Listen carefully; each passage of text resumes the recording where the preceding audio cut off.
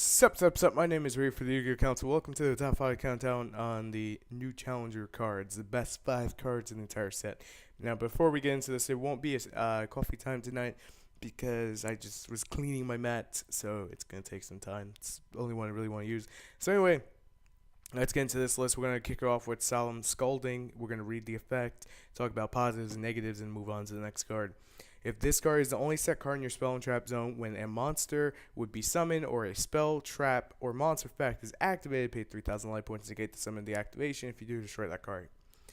Benefits: Chaos Dragons, Heretics, things with low back row, things that really can't play back row, things that can't play Vanity's Emptiness. This is a good card for them. If your deck doesn't run that much back row and you know it doesn't and you don't have a problem paying 3,000 life points, this is your best friend. For everything else, it's god awful.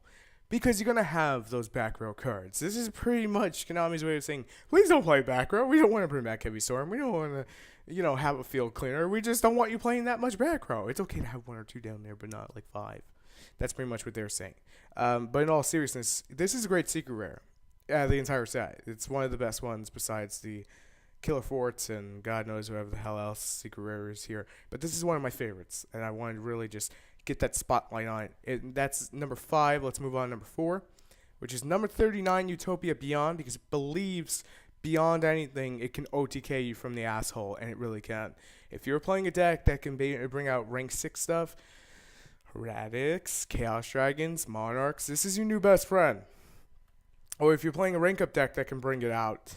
Oh god, it's hilarious. It requires 2 level 6 monsters, and when this card is Exceed Summon, the attack of all your monsters your opponent currently controls becomes 0. Once returned during either player's turn, you can detach 1 Exceed from this card, target 1 face-up Exceed monster you control, and 1 face-up Utopia monster in your graveyard. Banish the first target, and if you do, special summon the second target from your graveyard and gain 1250. Most likely, you'll probably never use that secondary effect. But the key fact that this being rank 6 with 3,000 attack is huge, and especially that it could drop your opponent's monsters to 0, it instantly gives an out for a, this thing called a Chaos Dragon player.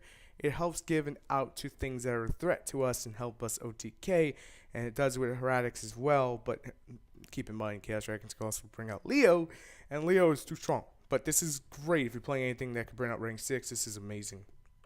This is our number 3 spot, is Herald of the Ark of Lights. And if you've been playing Neoclots, then you know right away that this is good.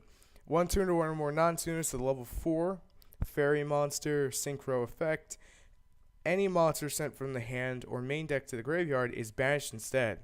Giant counter to Lightsworn if you can keep it on the board.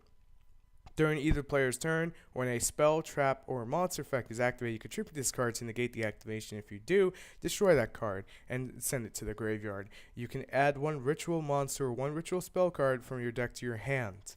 It's when it goes to the graveyard, by the way. So Neoclots basically use this as a giant searcher when a ritual summon because they could drop from the extra deck, and this is great for them. So keep that in mind if you're opening packs and you pull this out. This is actually really good. Now, what if you're not a ritual player? What's the benefit for you, outside of this? Mainly, it's got that negation effect, and that negation effect is pretty damn strong. It can be used like Abyss Dweller in that sense. For synchro decks, it's a nice utility card if you could bring it out. If you're playing like Dragon Princess, this is your new best friend as well. I didn't include it in my build because it's harder for me to bring it out than, say, other decks.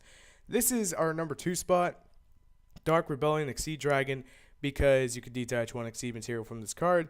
2 Exceed materials from this card, then target 1 face-up monster your opponent controls. Its attack becomes half its current attack, and then this gains that lost attack. This thing's amazing. It's a straight-out out to a lot of threats that basically rank 4 decks have problems with. It just allows you to overcome them easier.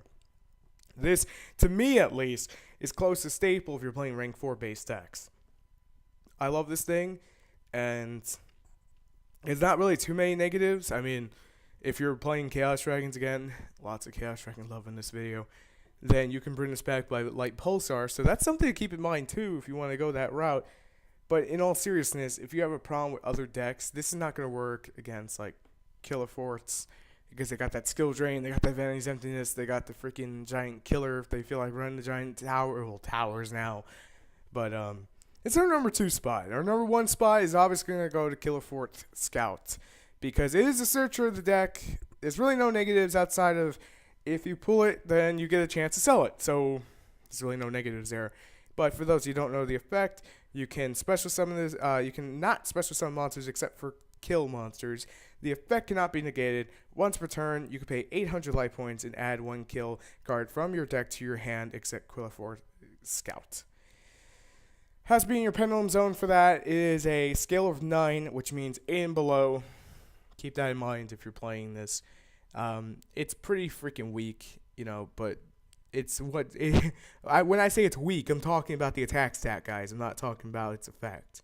It is a normal monster on the board, so if you are going to pendulum drop it, pretty much you're just going for Volcasaurus, and that's about it. But you can't even bring out Volcasaurus because of the fact you can't push some monsters except for Killer Fort monsters, so that kind of hurts you there. Something to keep in mind, you can actually make a Killer Fort Monarch deck. I'm probably going to do one of those probably soon. I'm not fully sure when, as I just want to get this out today. But there you go. Those are the top 5 cards of the new challengers, as well as the next challengers. So let me know what you guys think are the best 5 cards out of new challengers in the comment section below, or what's your favorite card from new challengers.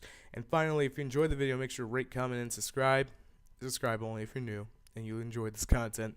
And finally, let me just say this much. If you have deck requests, then put it in the comments below, or any requests for a video, put it in the comments below so we know. I'm ready for the Yu-Gi-Oh! Council. Thanks once again for watching, and I will see you next time. Peace.